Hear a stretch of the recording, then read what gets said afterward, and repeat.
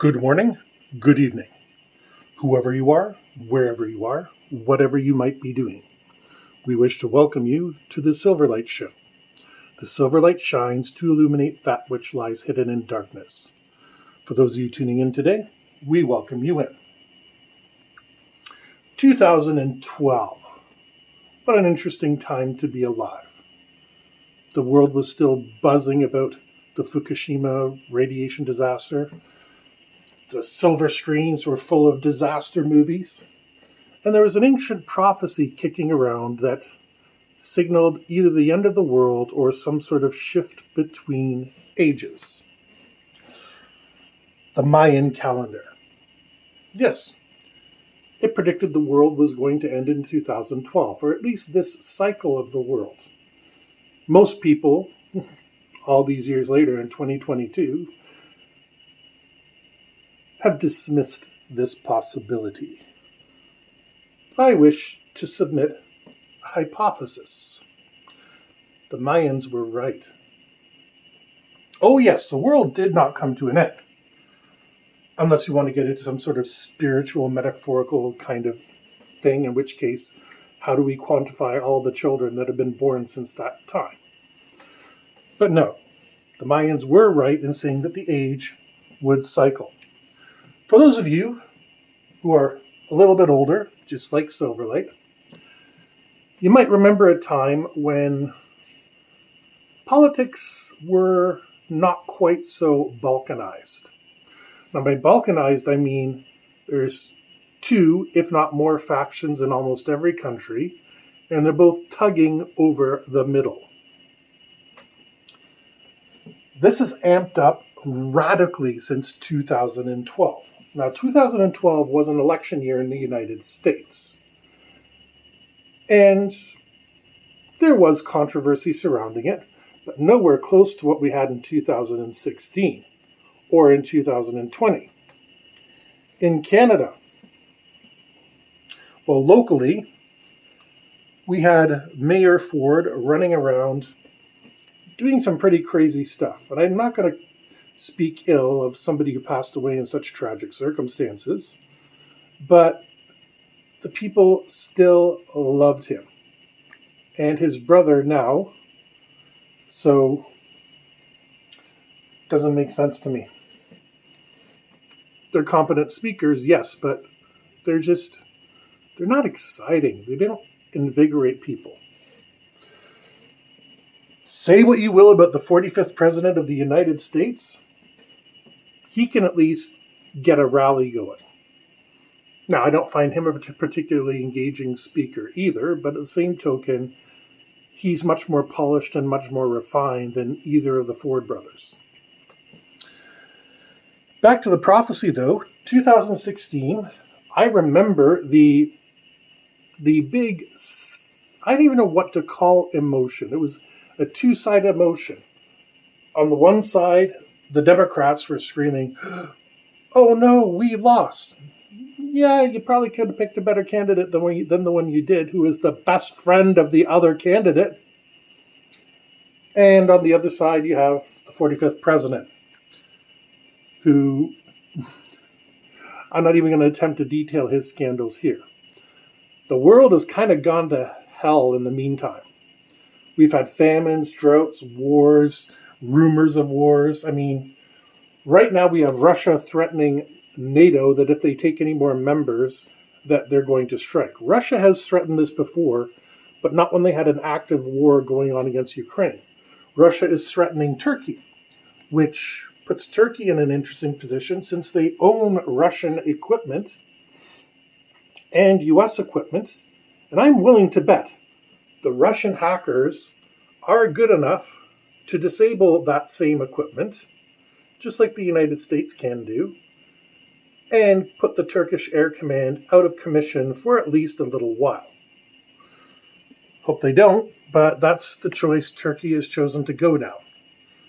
And it might wind up costing them in the long term. They can't play the middle of the field any longer. They're going to have to pick a side. We've had the pandemic. While scientists have been going on for at least a decade or more that the next big pandemic was coming. 2020, it hit. And we're facing global highs of poverty despite the fact that wealth goes up and up. People are dissatisfied with their lot in life. I mean, people are still doing crazy things like murdering each other and, using improvised explosive devices to kill other people. This is all stuff that was very rare back in 2012, aside from a war zone. So the Mayans were right.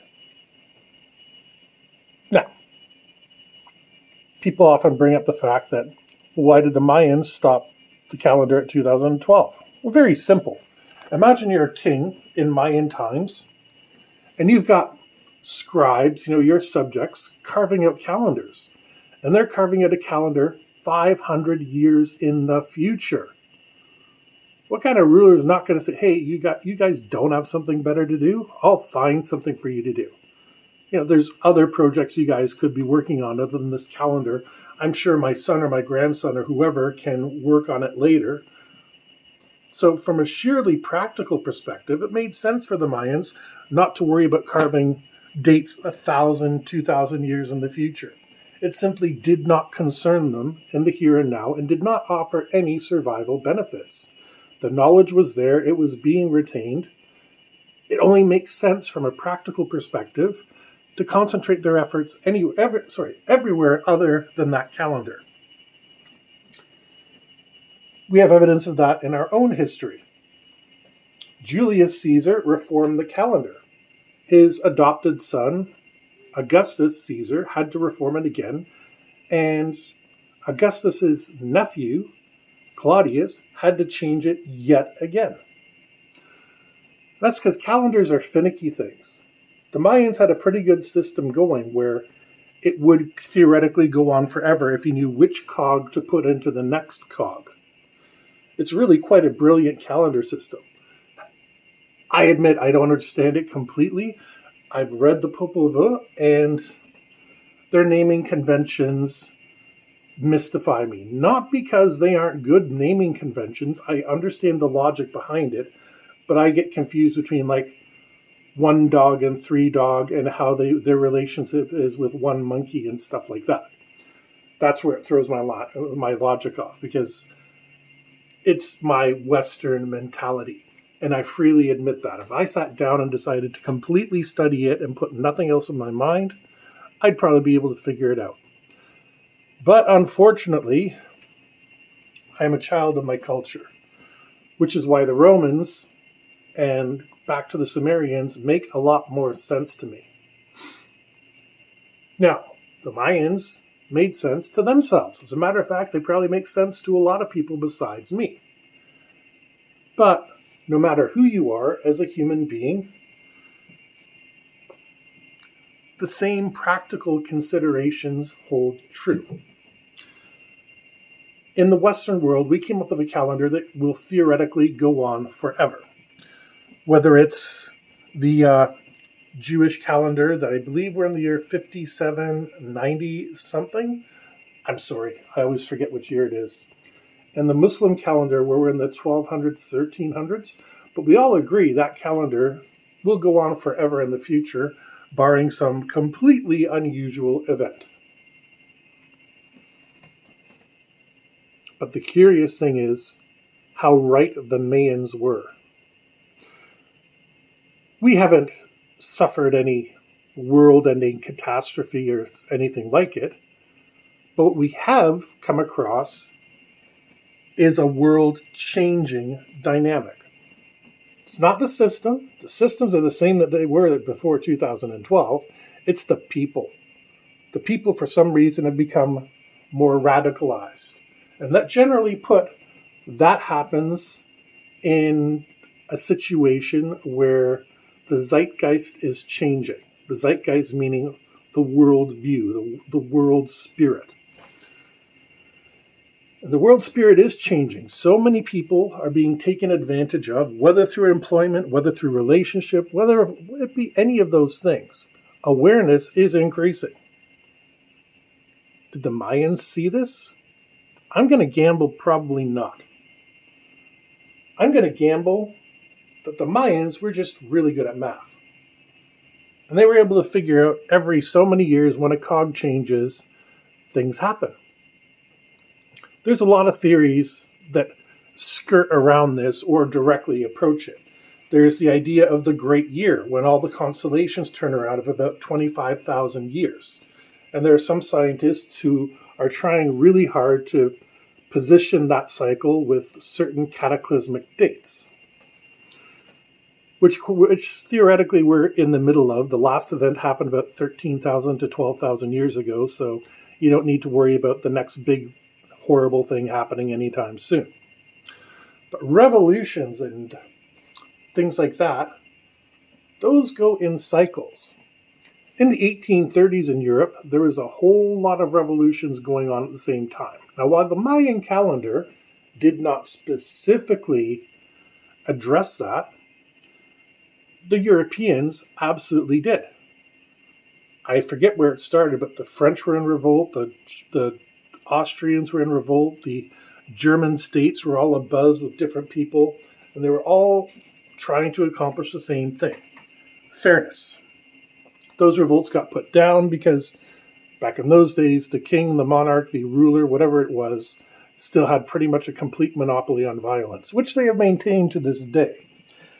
And please note, Silverlight is not advocating revolt or armed confrontation, or indeed confrontation of any kind that is not completely peaceful. Just because Silverlight is trained for war doesn't mean he wants to see it. What we need to realize as people is that times change. And we're still trying to pretend it's the 1950s, where your average person can have a house with a white picket fence, the dog, the 2.5 kids, etc. No, it's 2022. A lot of people are living without a spouse as a choice. And there's the involuntary celibates. Maybe I'll deal with them on another program. But that's another movement that's really gained steam since the 2012 era. The LGBTQ community, they were always around, but they've really gained steam since 2012. Why? Because people started to balkanize around them. Those that support them and those who, for some crazy reason, don't. Silverlight is firmly of the opinion that whatever happens between consenting adults in another house is none of his concern. Please note the term consenting adults. I'm pretty firm about that age limit. The point is, the Mayans knew there was going to be a shift, whether it was because of mathematical calculation or not. And this is something old people were valued for in tribal times and even into later times as wise men and shaman and stuff like that. Wise people, 2022. Again, Silverlight is a child of the 70s and 80s. But old people would remember what to do. So say you got hit by hurricanes on average once every 30 years. Well, so you've got basically 20 years of able-bodied people who can help, and a hurricane comes through, wipes things out. Those 30 and above can come in and say, okay, here's the good news. We got food. The bad news is it's, these lousy berries and these grubs and stuff like that, but it will come back. The old people were stabilizing. Now in the modern era, old people are destabilizing. They realize they are very powerful as a voting bloc, and they're making crazy decisions like repealing laws that should never have been touched in the first place. We find ourselves in interesting times, as the Chinese prophecy said. It's really not where we want to be.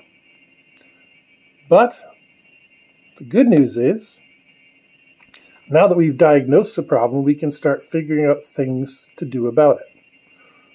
What can we do? Well, right now, Silverlight will be honest, he does not know. He's still working on it. I only just realized the problem and the pattern. So I haven't had enough time to sink my teeth in, do a deep dive, and figure out the facts. I've just realized since 2012, the world's kind of exploded into insanity. So, remember, 2012 signaled a great change. I hope you've positioned yourself to be in a good position for that great change. We have so much rebuilding to do. I have no idea where to start or even how to explain it other than to say, aha, here's a pattern. And humans are great pattern recognizing machines. Probably why the Mayans had different eras that they rolled over between. Remember back in 2000? The Y2K bug? Yeah, well, it didn't go away. It was fixed. Companies spent, I have no idea how much money, but probably hundreds of millions to make sure that their systems wouldn't go down. And that's why we fixed that problem. Now, don't start spending money, don't start giving me money, because quite frankly, I don't know what the solution is at this problem.